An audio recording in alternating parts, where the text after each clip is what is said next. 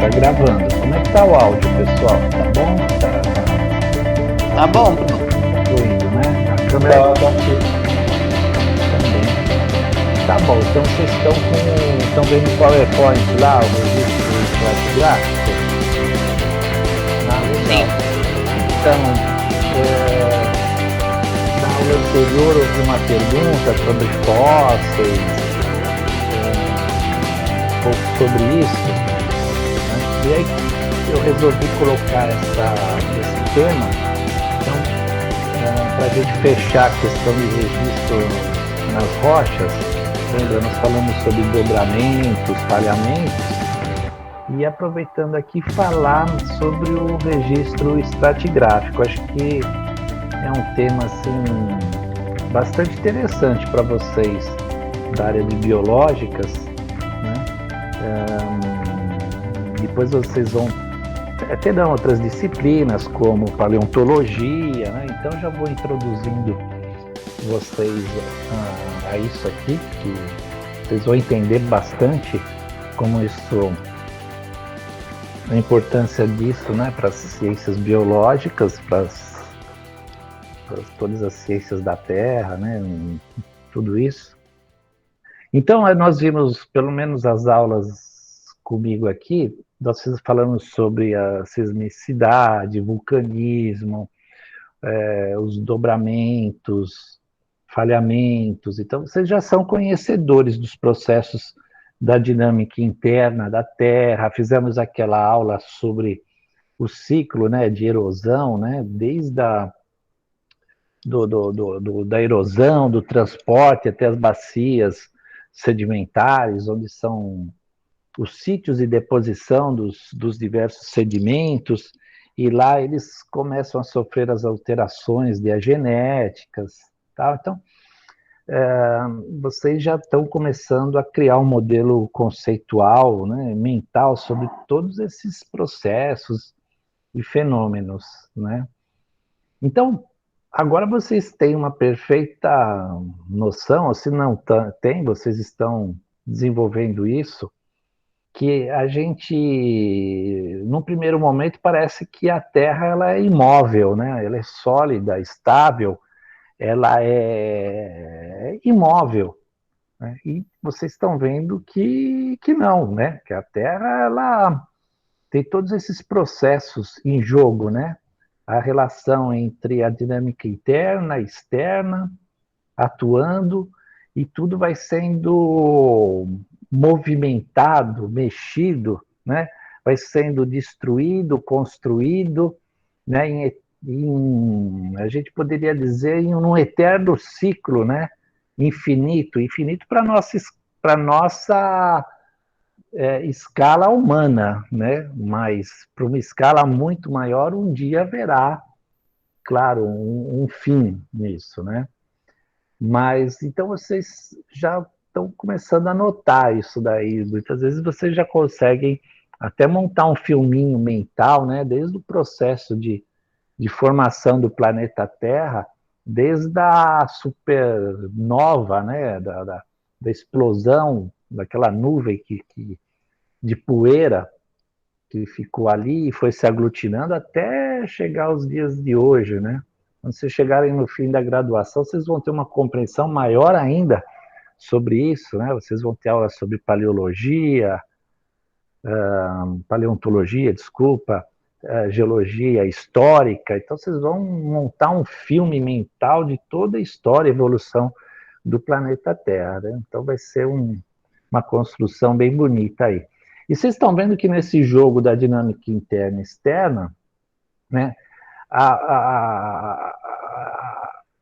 a gente vai tendo a modelagem da superfície terrestre, né? Vocês viram, né, os desgastes, vai até o sítio deposicional, onde ficam ali os sedimentos, vocês viram as placas se movimentando, colidindo, regiões dúcteis, tudo aquilo acontecendo, né? Continentes sendo destruídos, oceanos sendo construídos, né? Todo esse jogo, essa dinâmica aí, né? E o que é interessante, né? O movimento disso por grandes distâncias, né? Acho que eu mostrei para vocês em algum momento como era o último supercontinente, o Pangeia, né? Vocês colocarem na internet aí, Pangeia, vocês vão ver, né, o supercontinente, quando todos o que depois foi se fragmentando e deu origem depois aí de 200, 300, 400 milhões aí à distribuição atual, né, das massas continentais e dos oceanos, né? Aí eu coloquei essa, eu coloquei esse slide, né, que eu achei bastante interessante para vocês darem uma olhada e para fazer uma comparação, né? Quanto vive um ser humano, né? Está numa escala ali logarítmica, né? Só dá para representar dessa forma, né? Quer dizer, você tem ali um dia, né? Aí você vê o tempo de vida ali de um ser humano, como é pequenininho, né? Você vê, dá uma olhadinha ali, né? É irrisório. Você vê o tempo, né? Olha, para se abrir 1 quilômetro para o Oceano Atlântico, ele se expande 1 quilômetro a uma velocidade de 4 centímetros por ano, que foi, a gente viu até num slide, né? Eu mostrei para vocês a velocidade média de abertura das placas, né? De movimento. Então vocês veem que interessante, né? Para ela abrir 1 quilômetro, olha só, cerca aí de 1 milhão, vai dar ali cerca aí do que 300, que está em logo, 300 milhões de anos, né? Olha que loucura tudo isso aí, né? Então, você vê que o tempo humano é muito pequenininho, né? É muito pequenininho perto dessa escala de bilhão de anos que acontecem os fenômenos terrestres, né? E, bom, deixa eu lembrar aqui, né? Ah,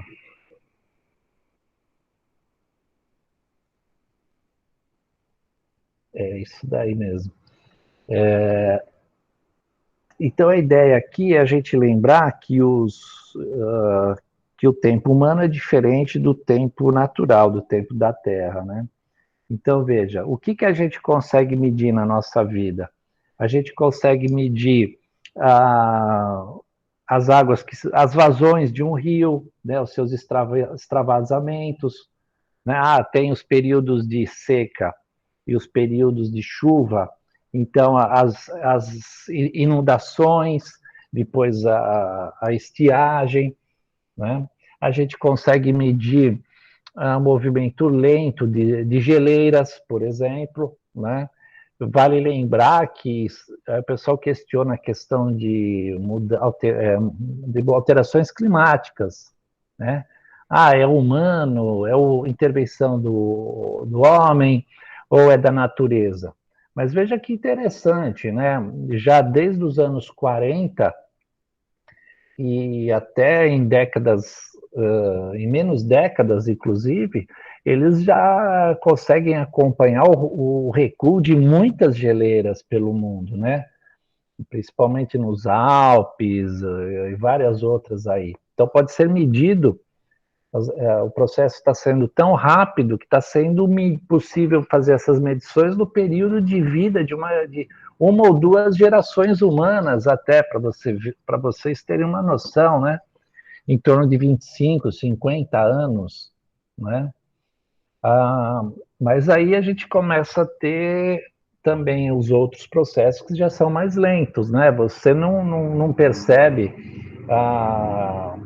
por exemplo, a erosão em encostas, né? A formação do manto de alteração, do regolito, né? Então percebe que vai ultrapassando as gerações humanas para a gente perceber alguns desses processos e fenômenos. Tá? Então, essa é a ideia inicial que eu gostaria aqui que vocês percebessem. Né? Existem tempos aí lineares diferentes, né? Não dá para a gente comparar o tempo dos processos geológicos com o nosso tempo humano, né? Alguns processos a gente consegue perceber, né?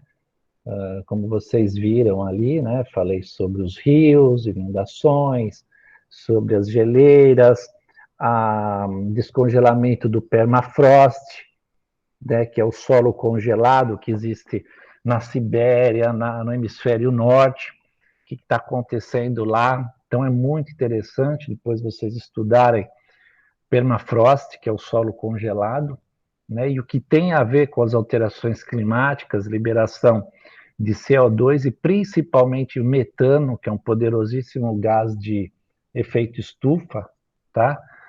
E é importante que vocês pesquisem essas coisas, né? A gente vai passando para vocês como palavras-chave, para que vocês, com o conhecimento adquirido, não se fixem muito, né, na questão do que um ou outro professor fala, às vezes até pesquisadores. É importante que vocês procurem desenvolver um senso de análise de vocês, né? Vocês estão estudando, desenvolvendo todo esse conhecimento e, se possível, vocês terem a própria formação de vocês. Claro que embasado num bom conhecimento, pesquisa de fontes sérias, né?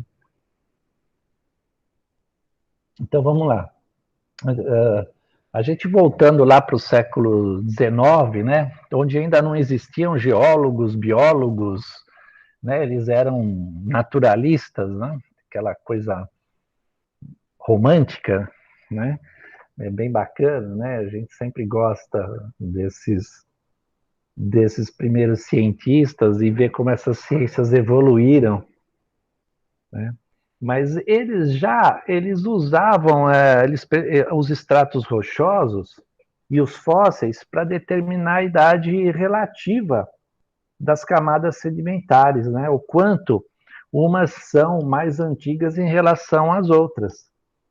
Então percebe, né? Esses cientistas naturalistas já estavam ali a campo, já estavam ali pondo o rosto, a cara nos afloramentos de rocha, e descobrindo o que tinha ali, pesquisando, anotando, registravam tudo em cadernetas, né? Toda uma forma de campo que, basicamente, a gente na academia, quando a gente estuda, a gente se utiliza, né? Só que hoje a gente coloca os recursos digitais aí, tudo, né? Tira fotografia, GPS, né?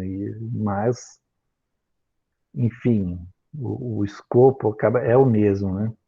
Atualmente, né, aí com a evolução do conhecimento, tecnologia, tudo isso, a gente usa a física, né, do decaimento radioativo para determinar a idade isotópica com base nos elementos, o decaimento radioativo daqueles elementos, tá? Então a gente consegue determinar a idade absoluta, tá, da rocha, que é o número real de anos que se passaram desde que ela se formou, né? Então percebe esse conceito, né? Uma coisa é a idade relativa, então você está identificando quem é mais antigo, quem é mais novo, qual camada que está em cima, que está abaixo, né? É possível você fazer esse tipo de determinação. Quando a gente fala idade absoluta, é pela física do decaimento radioativo, tá? Você consegue ter uma ideia, claro, para cada método você tem ali um certo erro, né? Mas você está falando em idade absoluta, a gente consegue determinar aí em número real de anos, tá? Isso aqui depois vocês vão ter mais informações sobre isso, tá? Eu vou me ater agora, introduzir vocês na questão dos estratos rochosos com fósseis, as idades relativas das camadas sedimentares, né? Olha só, né? É possível, então, com o estudo de campo, mapeamento de campo, descrição de camadas, identificação de fósseis, a gente consegue fazer um empilhamento estratigráfico, né? Então você vai lá, você identifica uma camada arenosa, uma outra camada que são calcários, uma camada que são mais argilosas, você identifica os fósseis que predominam naquelas camadas, né?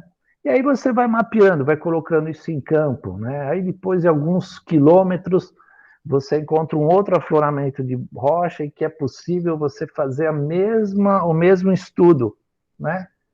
Ora, você fala, nossa, que interessante, né? Eu tenho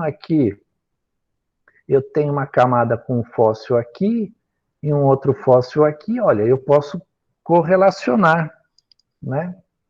Ah, aqui, olha, eu posso correlacionar, né?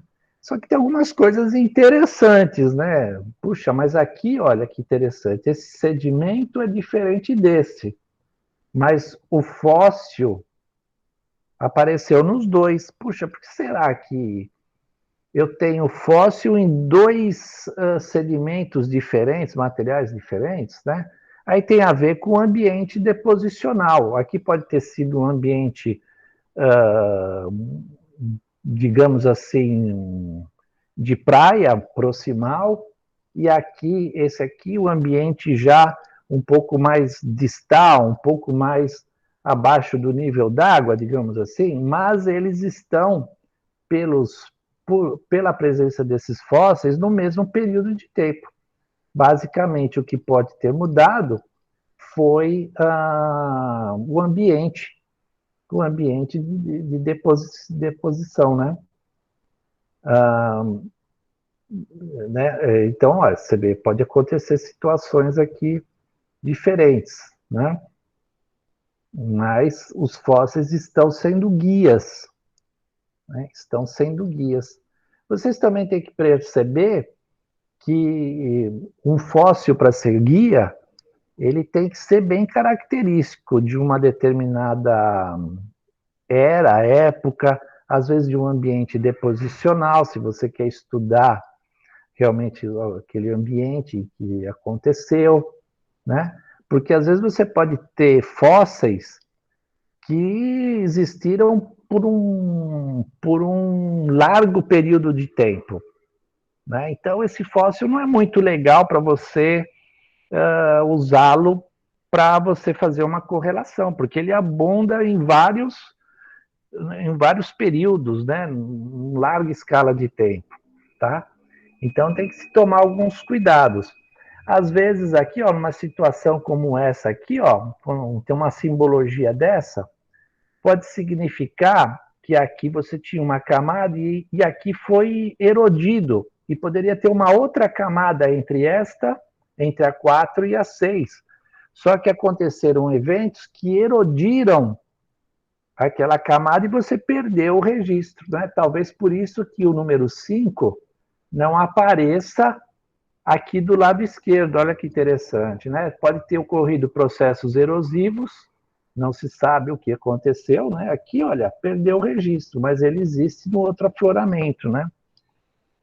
Então, à medida que a gente vai aprendendo a fazer o mapeamento, estudando os fósseis, a gente vai criando essas correlações todas aqui. A gente consegue montar esse empilhamento estratigráfico, né?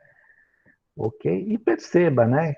Aqui a gente. Bom, eu vou avançar um pouquinho, mas perceba que existe uma lei aqui, né? Onde as camadas que estão abaixo são mais antigas do que as camadas que estão acima, tá?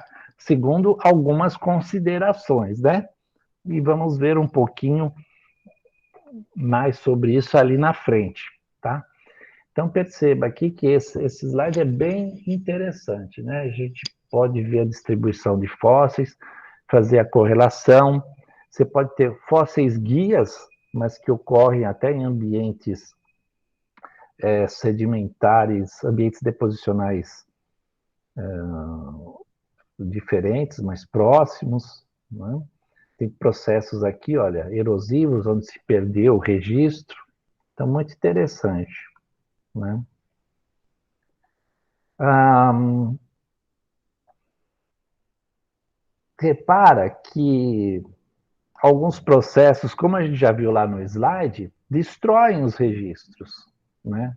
Então, a erosão é um processo que vai destruir registros, né? Registros estratigráficos, né?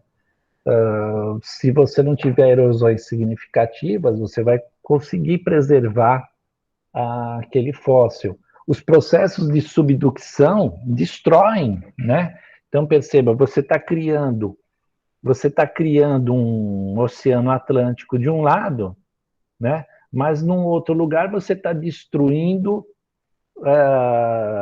toda uma crosta continental, então que está subductando, você está perdendo o registro.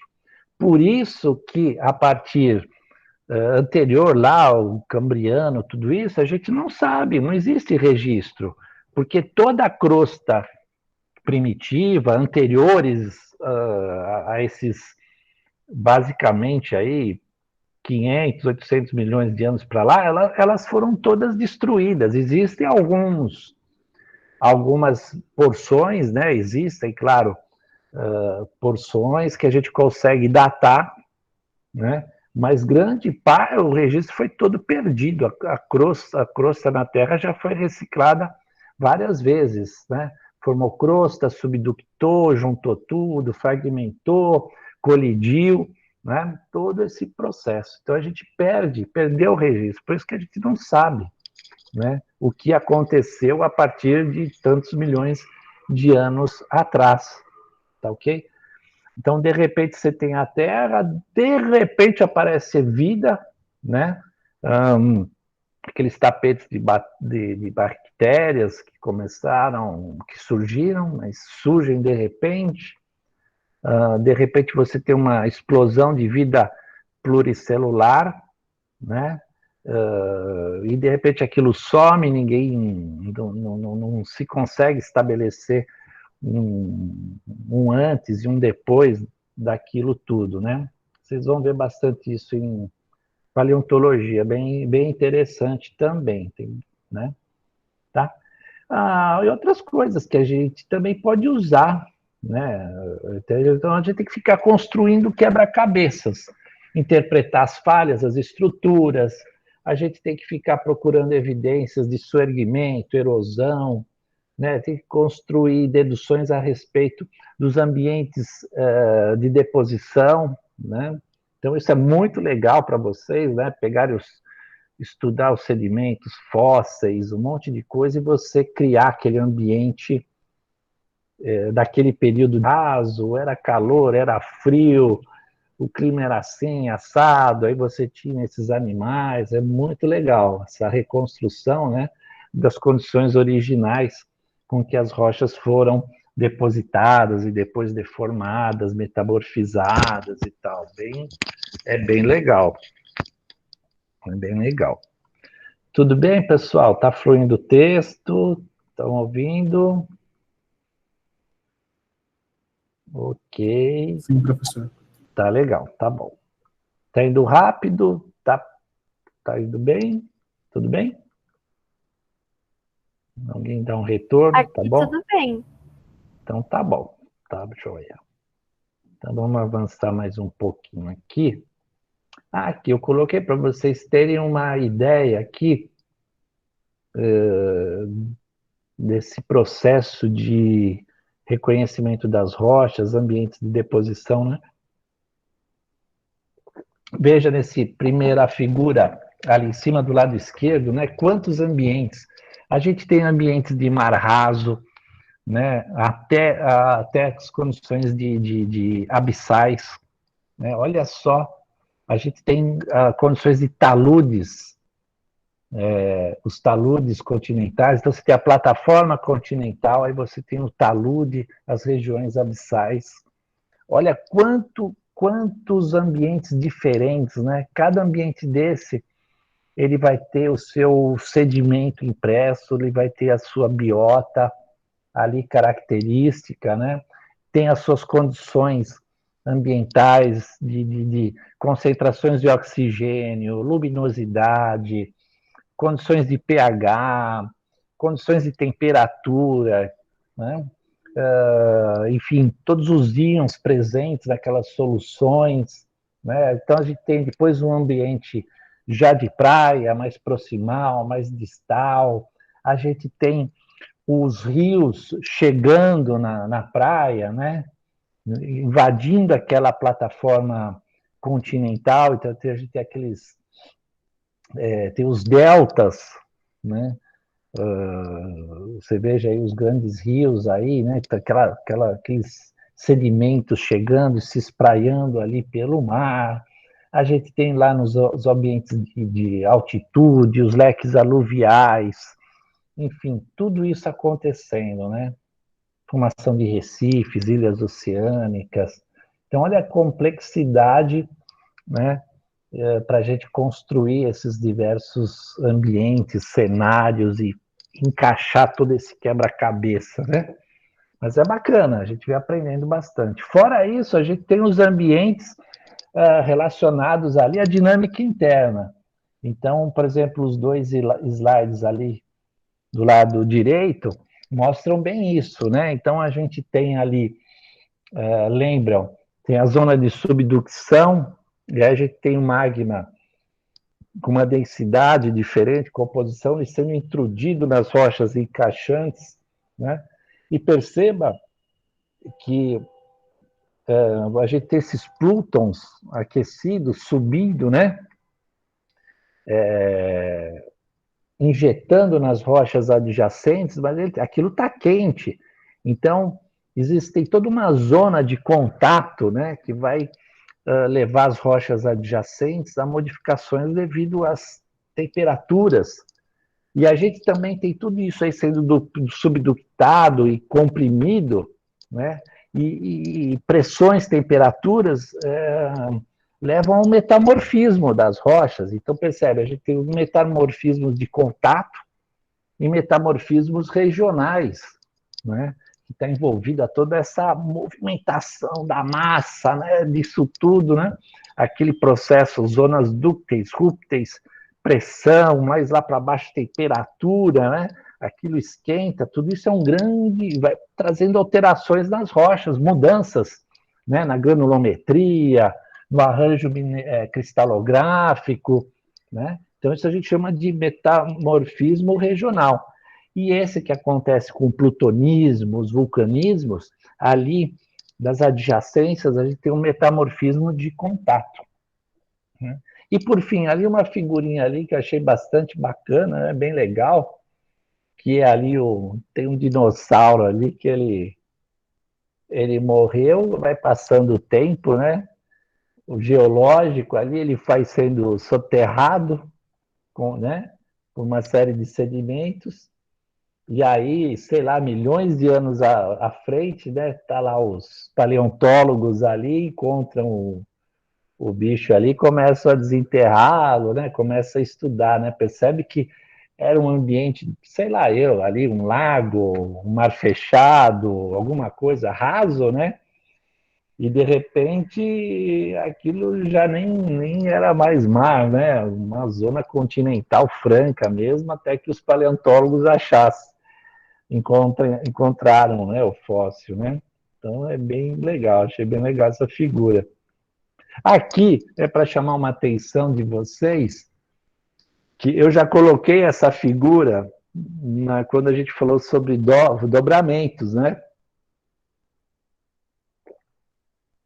Quando eu coloquei essa figura, é assim bastante ideal, porque lembra, essa figura mostra as falhas, os grabens, lembra? As falhas normais, do lado direito, processos de distensão da crosta, né? E forma esses blocos, né?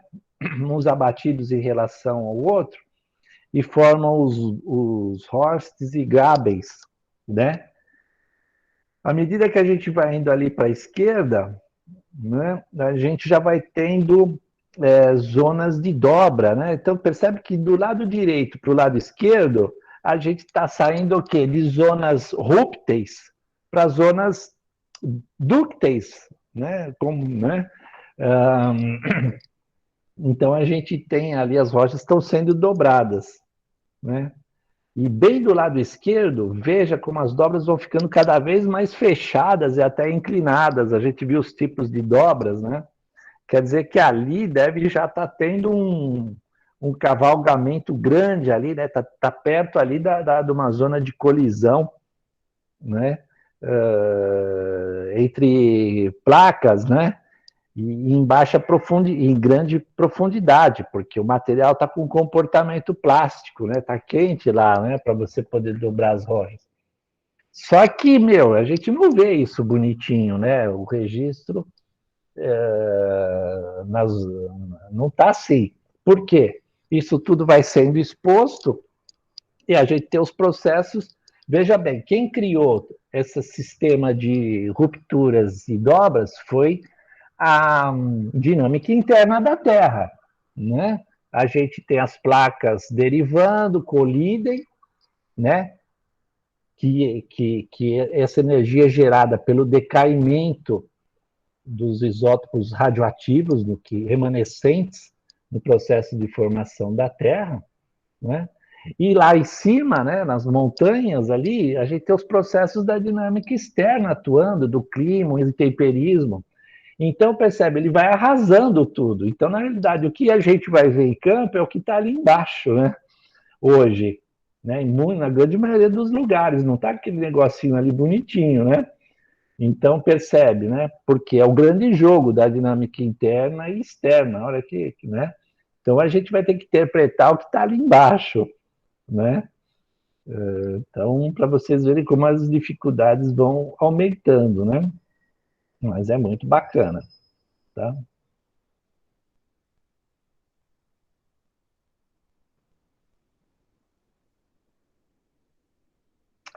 Então, interessante, né? Que mesmo assim, né? Mesmo você vê que como a ciência vai evoluindo, né? A gente tem o método científico, o método de pesquisa que vocês estão aplicando no TCC de vocês, né? Vocês vão lá, vão fazer todo um levantamento de bibliografia existente sobre determinado assunto, depois vocês vão ler, vão citar os autores de referência, né? Vão fazer os trabalhos de campo de vocês e vão construir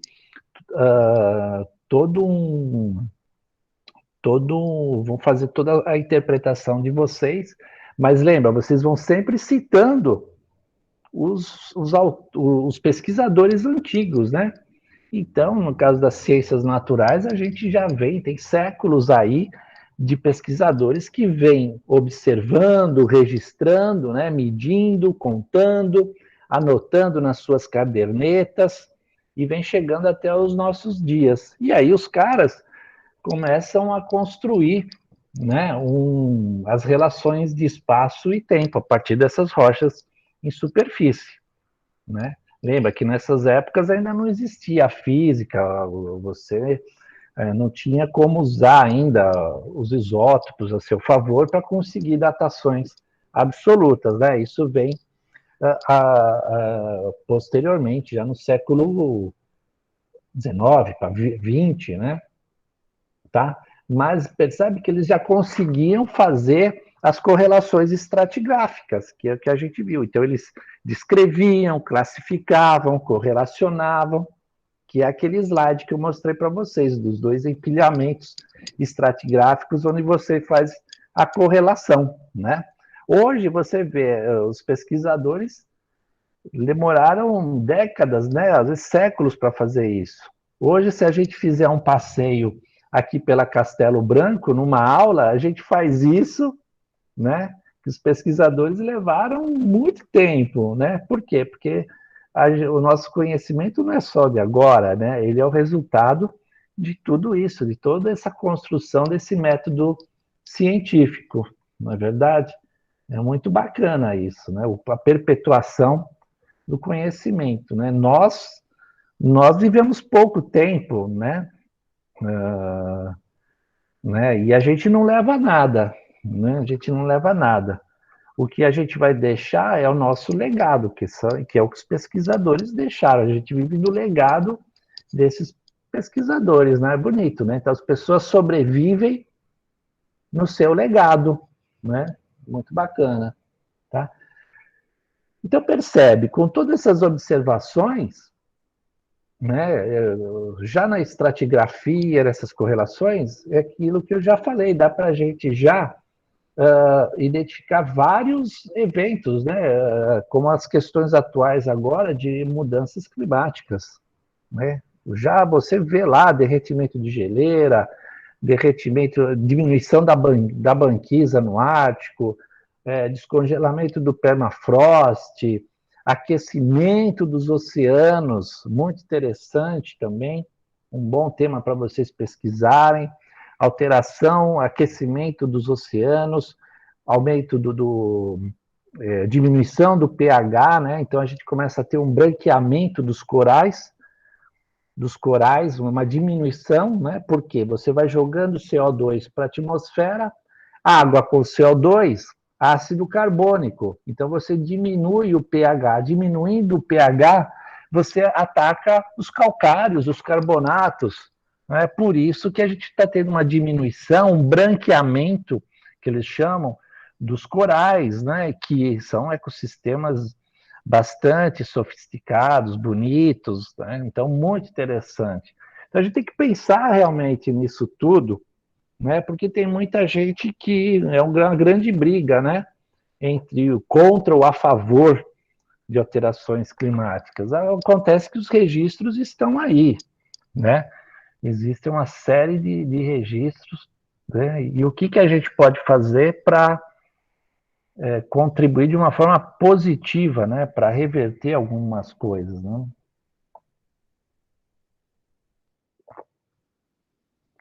Quando a gente fala dessas classificações, correlações, e é possível a gente fazer datações relativas, né? Tem algumas coisas interessantes que a gente pode usar para fazer isso, né? Também dentro da nossa escala de humana ou de uma, duas, três gerações, né? Por exemplo, os anéis de crescimento em plantas, bastante interessante, então dá para tirar muita informação, né? Eles tiram informação até, eu não sabia disso, né? Até cicatrizes que aparecem devido a incêndios florestais. Olha que interessante, dá até para saber se no passado você tinha incêndios corriqueiros, né? E dependendo da idade da planta, se esses incêndios são de origem natural ou tem intervenção do homem, né? Olha que interessante, né? Vocês veem como há elementos para a gente responder muitas coisas do que estão acontecendo nos dias de hoje, sobretudo esse ano, o ano anterior, né? Aí sobre calor, sobre incêndios, né?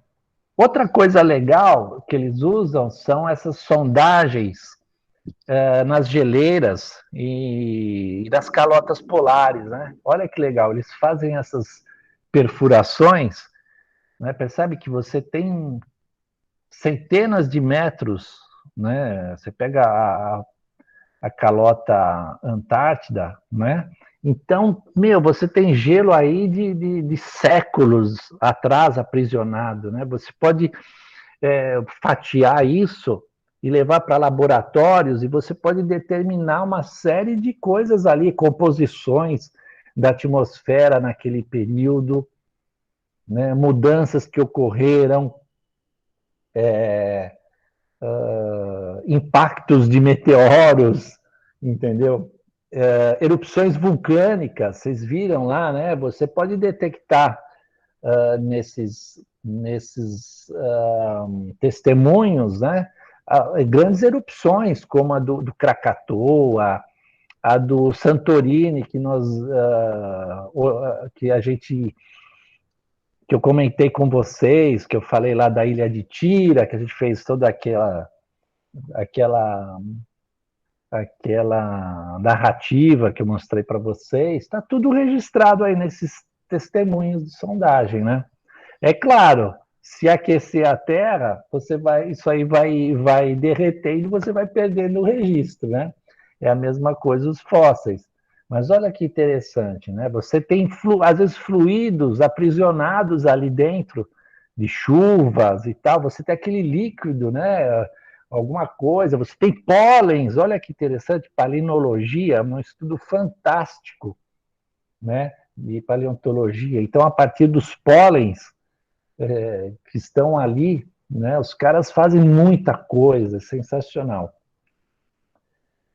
Do lado de baixo, ali do lado esquerdo, são os varvitos, né, que são aqueles sedimentos depositados em período glacial. Percebe que eles são estratificados, né? Esse aqui é pertinho, né? Fica aqui em Itu, tem o Parque dos Varvitos, né?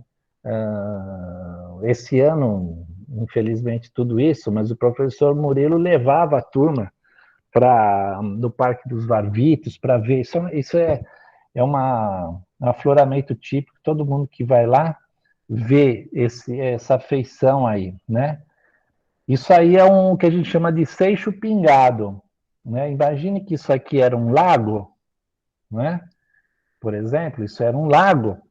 Então, e vai passando os períodos, né? E você vai tendo o aporte de sedimento. Quanto mais escurinho, mais matéria orgânica, né? Um período de chuvas, um período quente. Aí você tem um período mais, mais frio, né? Então menos matéria orgânica chegando, né? E assim sucessivamente, você vai marcando os ciclos. Só que lá em cima você pode ter uma geleira, né? Uma geleira ali, o congelou, né? Ali, mas de repente e chegou material, chegou sedimento maior ali que ficou em cima do gelo lá, né? Aí aquilo derrete, ele plum, ele cai, né? E ele plum, desce todo, ele cai e se deposita lá. E aí o processo continua.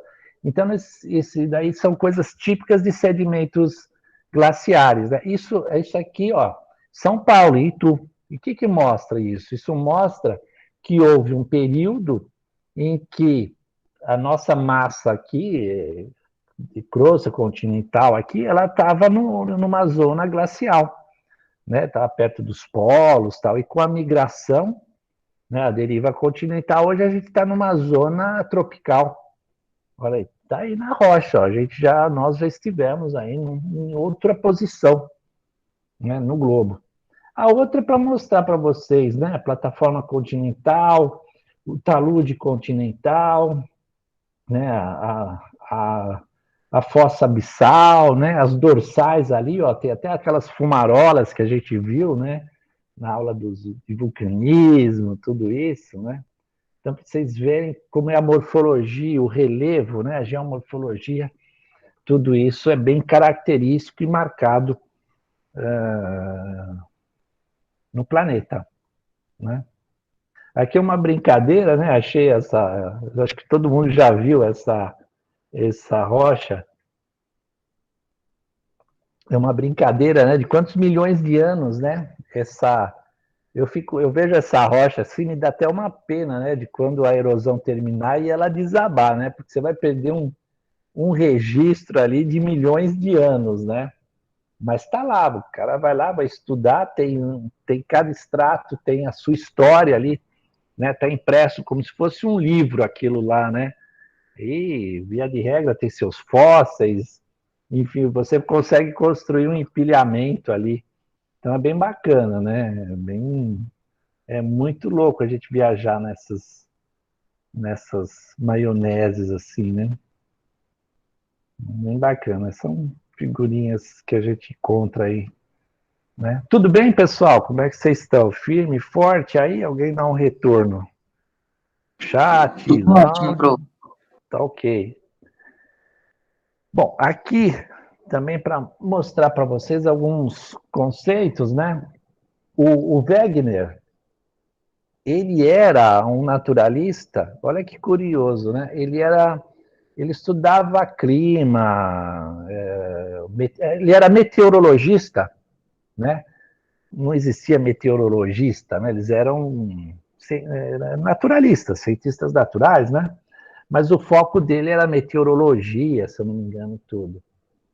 Veja que interessante, né? Ele que conseguiu, né, criar as bases da geologia moderna, né? A questão que começou a introduzir o conceito, né, de tectônica de placas, de deriva da crosta, tudo isso, né? Que interessante. Por quê, né?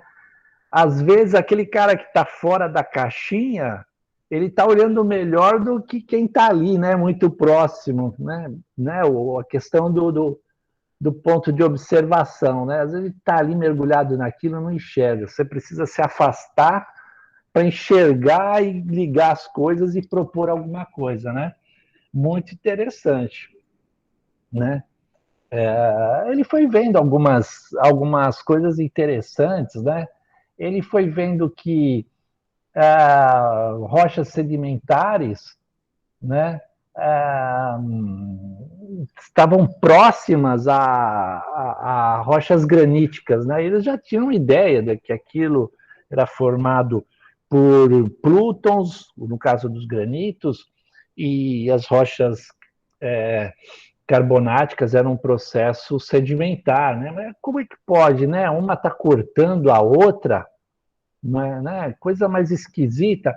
Mas vendo isso e anotando, vendo floramentos, eles começam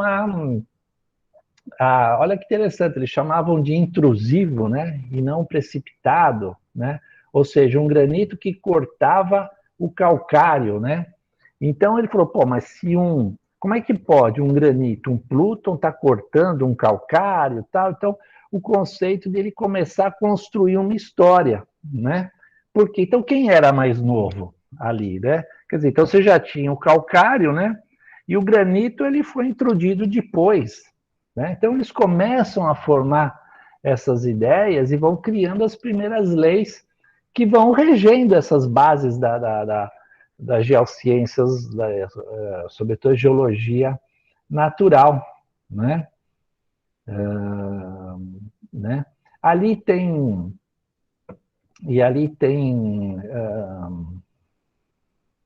essa questão de netunistas, tudo isso é porque existem linhas, né? A gente tem os evolucionistas que acreditam, eles tentam construir uma história para a Terra com base na criação, né?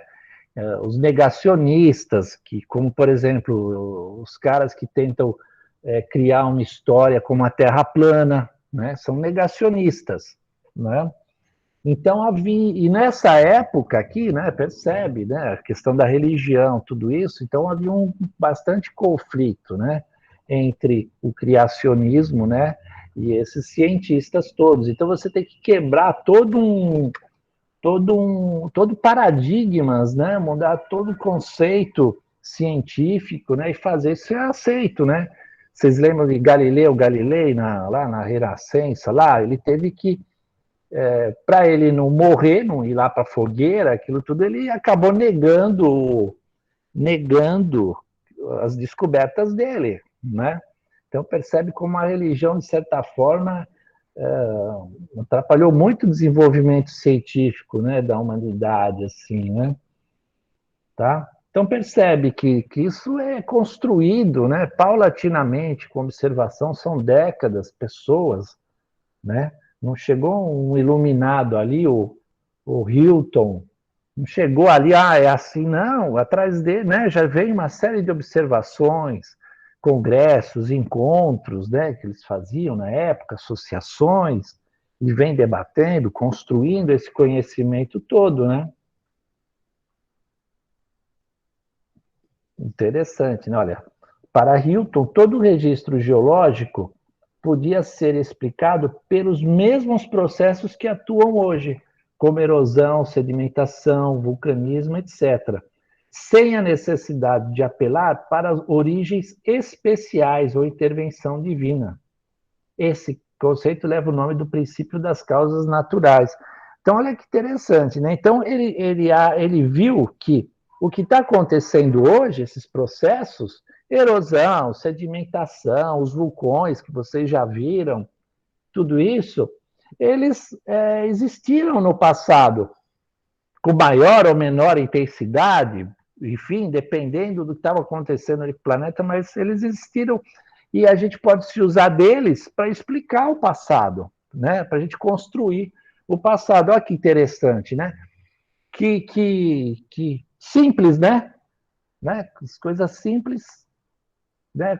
Ele com uma proposta simples, ele consegue fazer uma proposta, né? Aqui para o estudo do passado, né? Tudo simples e elegante, né? Simples e elegante, né? Interessante, né? Então, isso aí é o que a gente chama, né? Que uma célebre frase, né? O presente é a chave do passado, né? Então, percebe? Ele era o Hilton, também era médico geólogo escocês, né? Interessante. Né? Isso aí é o que a gente chama de o princípio do uniformitarismo, que considera que os processos geológicos hoje atuantes, né, também funcionaram de modo semelhante ao longo do tempo geológico. Bacana, né? Ou seja, o presente serve de modelo para o reconhecimento do passado. Bacana, né? Uniformitarismo ou atualismo. Ok? Bacana, né? Bacana isso. Né? Então, tudo bem, pessoal? Gostaram do presente e a chave do passado? Dá um retorno para mim no chat, no áudio, tá fluindo o texto? Beleza. Giovana gostou, né, Giovana? Tá fluindo, beleza, né? Então tá bom. Olha, então quando a gente está falando de estratigrafia, a gente está falando de acamamento, né? Que é uma marca registrada das rochas sedimentares, tá? Então com ela a gente pode ver muitas coisas e construir, né? Princípios simples, vocês viram, né? A gente com princípios simples a gente constrói toda uma história, né? Da estratigráfica, da evolução, né? Então, um princípio que eles falam é da horizontalidade, né? Parece óbvio, né? Mas a gente está falando de ciência, a gente tem que ter fundamento, a gente tem a lei básica, né? Que vai servir para as premissas, né? Para premissas para o nosso estudo, né? Então, ela estabelece que os sedimentos são depositados como camadas geralmente horizontais, né? Então, lembra, tem erosão, vem todo o caminho, vai chegar lá nos, nos, nos sítios deposicionais e basicamente vão ficar ali, né, buscando a horizontalidade. Claro, hoje tem leques aluvionais, tem coisas que não estão tão horizontais, né? Mas, enfim, é isso que os sedimentos buscam, né? Quando terminar essa aula, eles vão estar cansados, né? E vão tomar o banho e vão procurar ir para a cama, né? Vão ficar ali na horizontal, né? Que é a zona sem não existe mais um gradiente, né? Um potencial de fluxo de energia, né? Quando você está é como quando cai virar água aqui na mesa que está na horizontal, ela vai ficar lá. Como não tem um desnível, né? Não existe o fluxo de energia. Então vai buscar horizontalidade, né? Então, se isso é verdade, né? Se a gente encontrar uma rocha dobrada ou inclinada, a gente sabe que alguma coisa aconteceu. Como vocês já viram as outras aulas, né? Devem ter ocorrido aí esforços tectônicos, né? Depois que os sedimentos foram depositados, né? Então, vocês, olha só que interessante, né? Por isso que eu fiz aquelas aulas anteriores lá, né? Vulcanismo, dobras e tal, né? Então, para vocês poderem perceber aí, né? Poxa, se está dobrado, é que a gente teve um tectonismo, esforços, né? Atuantes, né? Ali acontecendo. Tá, vamos ver o que mais nós temos aqui, né? O princípio da superposição, né? Então, se as rochas elas vão sendo depositadas horizontalmente, né? E não tem nenhum esforço tectônico ali, tudo bonitinho, né?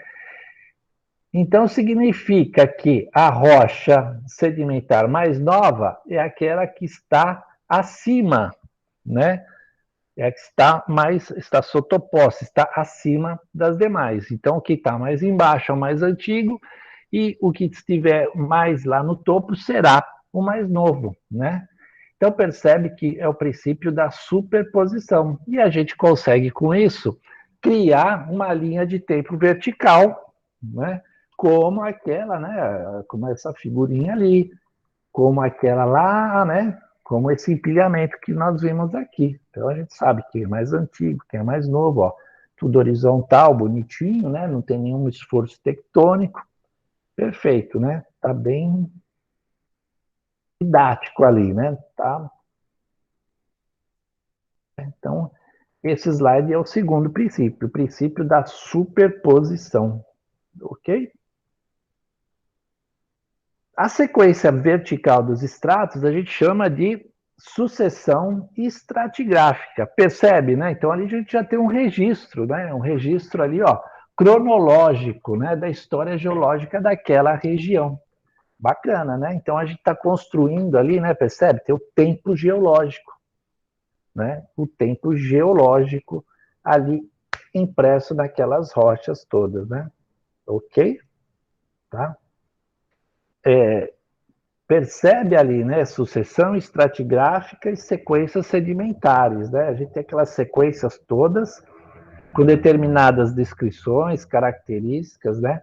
E correlações que a gente vai montar a sucessão estratigráfica, que vai montar a nossa linha de tempo, o nosso tempo geológico, e vamos contar a nossa história, né?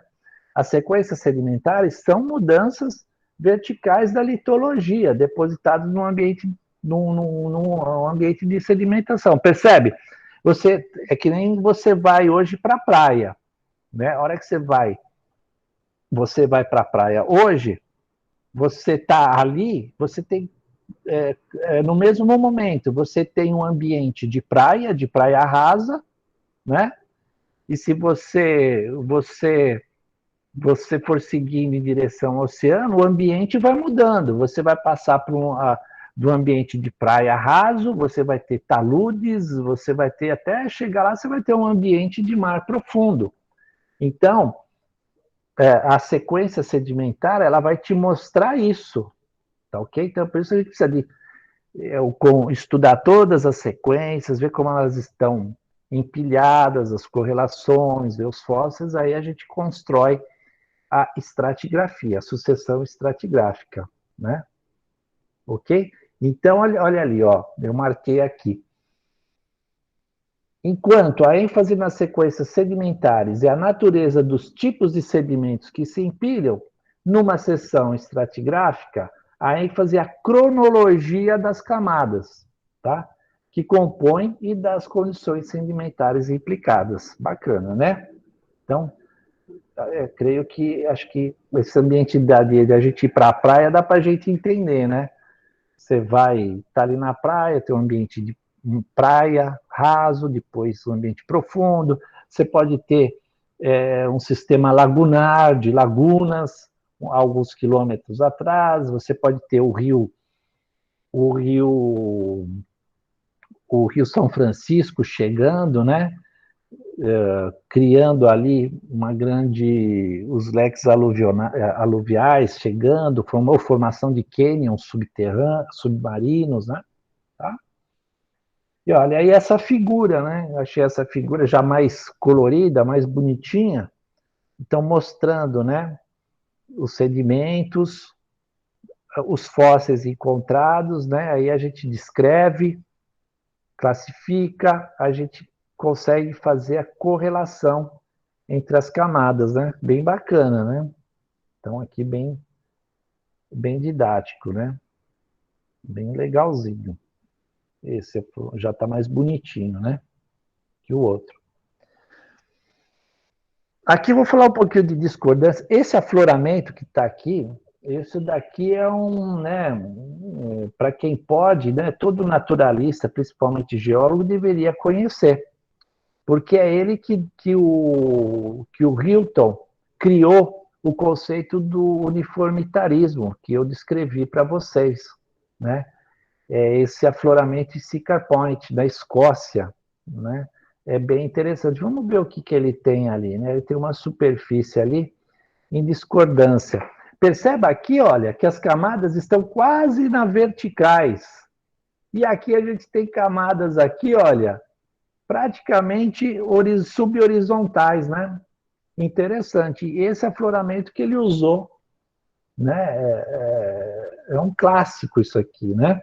Todo mundo, se tivesse condições, deveria conhecer esse afloramento, tá? Então vamos ver um pouquinho aqui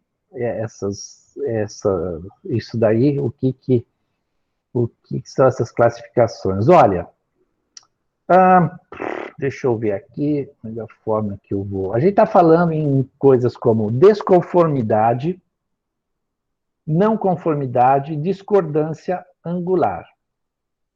Tá?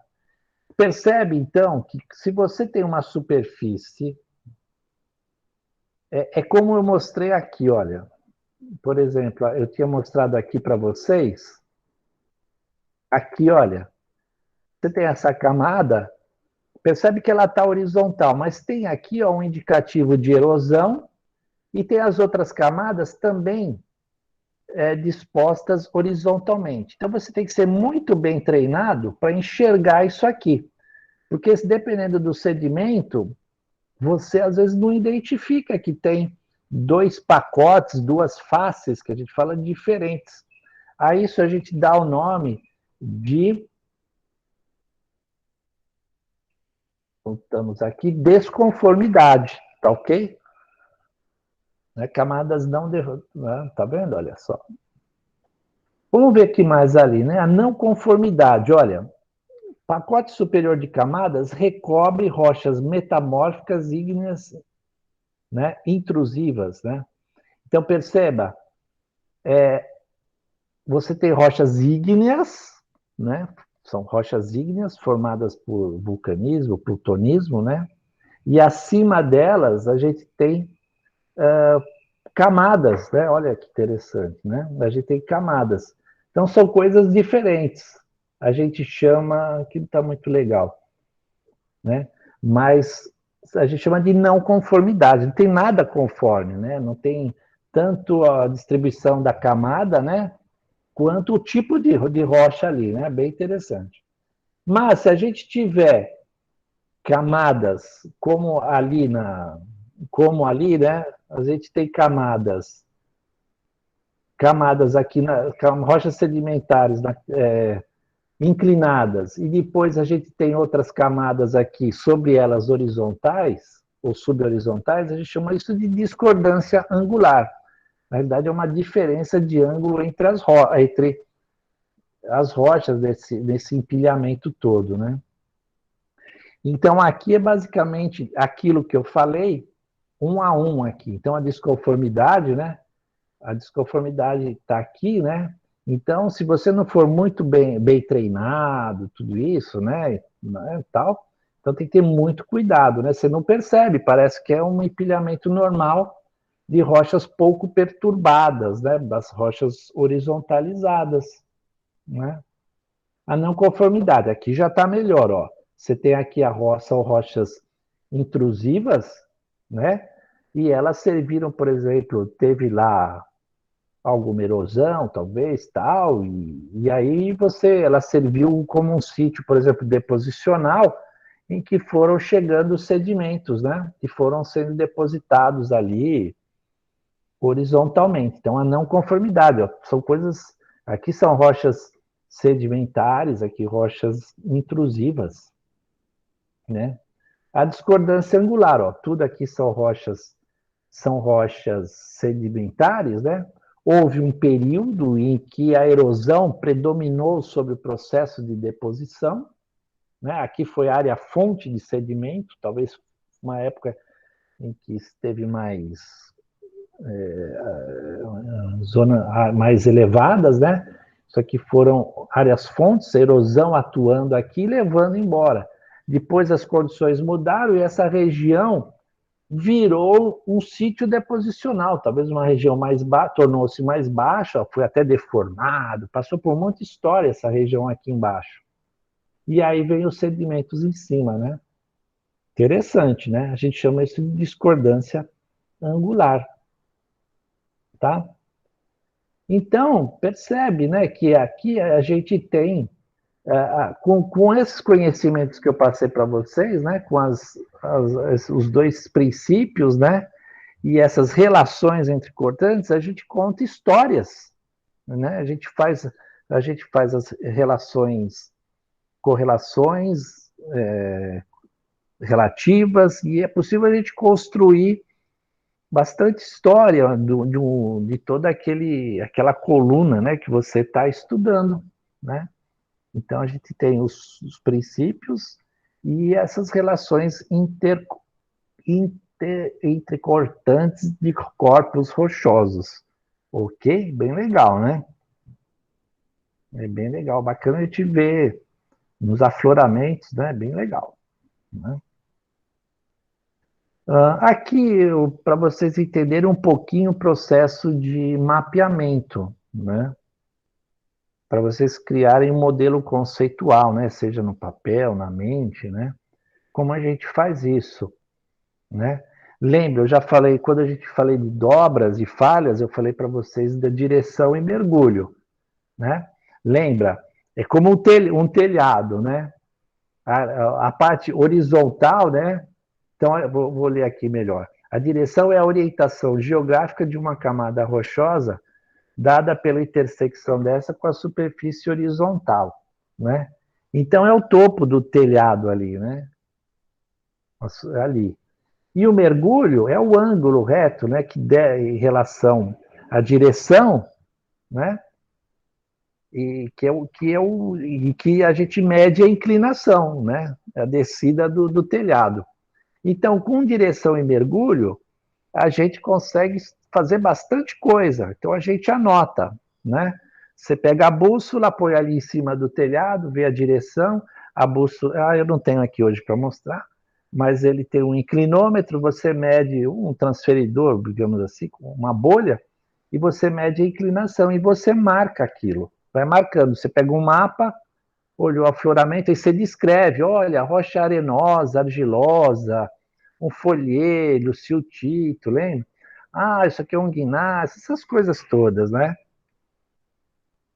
E aí você vai pondo isso num mapa, e você começa a construir num mapa geológico, né?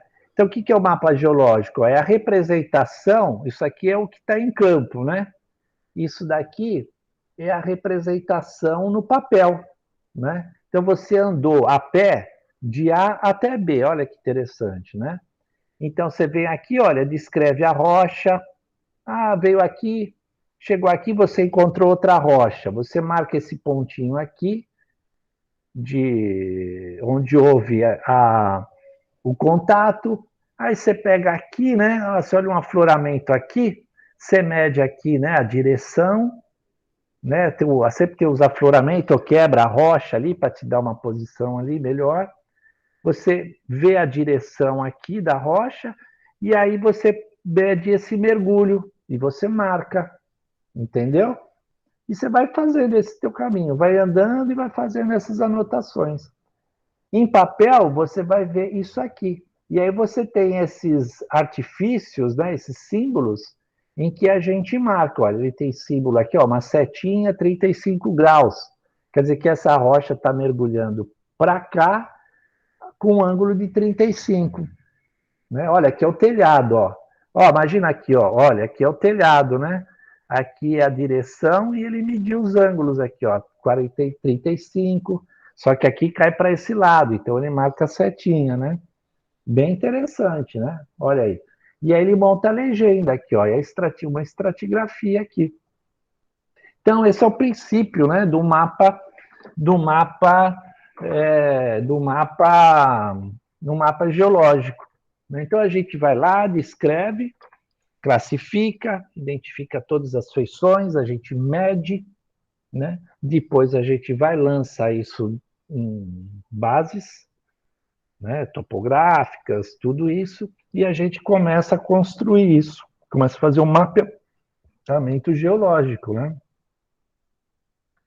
Na realidade, por exemplo, quem estuda flora, por exemplo, uma série de coisas, vai fazer a mesma coisa. Você vai pegar um mapa e vai andar por uma região apontando as diversas espécies, vai medir, você vai medir tronco, vai ver as espécies que tem, e vai apontando, e depois você vai ligando tudo e vai montar, né? O seu mapa de flora, mapa de várias coisas, né? Os mapas, diversos mapas temáticos, né? Bem legal.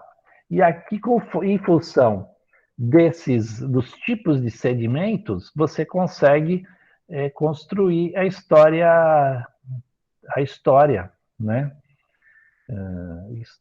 A história geológica, né? É bem legal. Bem legal isso, né? E aqui, para finalizar, né, acho que o que eu queria passar para vocês era fazer essa introdução, mas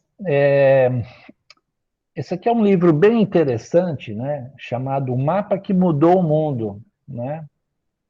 E ele conta a história do William Smith, né? E eles são todos dessa época, né, do nascimento aí da geologia, né? A gente fala em geologia, né, pessoal, mas ciências naturais, tem muita coisa acontecendo nessa época, né? Tanto em biologia, em várias ciências, né? Em várias ciências, a gente está falando do século XIX, né, 20, início do século XX, você vê aquelas corridas para quem chegava no Polo Norte, no Polo Sul, né? Então, a história do Scott, lá que é na Antártida, a corrida, né, entre o Amundsen e o Scott, para quem chegasse primeiro nos polos, né, no Polo Sul, né? Então, o Amundsen chega primeiro, o Scott, quando ele chega, ele viu que chegou depois, na volta ele morre, né? Vem a óbito porque por fadiga, falta de logística, alimentos, uma série de coisas, né? Mas aqui, então, é um livro bem interessante, é um mapa que mudou o mundo, que conta a história do William Smith, né? Então, ele que começou, ele que fez o primeiro mapa geológico. Por quê? Lembram que a Revolução Industrial precisa de vapor, e vapor você consegue com a queima de carvão, né? Porque olha as coisas que estavam acontecendo, Revolução Industrial, né? Precisa queimar combustível fóssil para aquecer água, para fazer vapor, caldeira para movimentar os teares, para movimentar bombas, um monte de coisa, né? Revolução Industrial. Então precisavam achar carvão. A Inglaterra lá tem bastante carvão. Então o que ele era um topógrafo, né? Então ele passeando, o que ele foi fazendo? Ele foi olhando, ele foi indo a campo e foi vendo, sacando essas coisas, né? Ele via que as camadas tinham ali mergulhavam para uma direção e tal, e ele tinha mapas, ele tinha como medir, e ele ia pondo em mapa e criou um jeito de fazer essas medidas, né? De tal forma que ele foi construindo mapas. E por que que isso era importante? Porque quem conseguia construir esses mapas, né? Se você sabia que uma rocha está mergulhando, olha que interessante, né? Se você sabe que isso aqui é carvão, imagina, né? Ah, você tem carvão aqui. Mas se você tem essas inclinações, começa a identificar, imagine que isso aqui é uma anticlinal, né? Ele vai saber onde sabendo isso daí, ele sabe aonde vai estar a próxima jazida, onde tem carvão, fácil de extrair, né? Porque ele fala, se está mergulhando aqui eu estou olhando, não tem nada.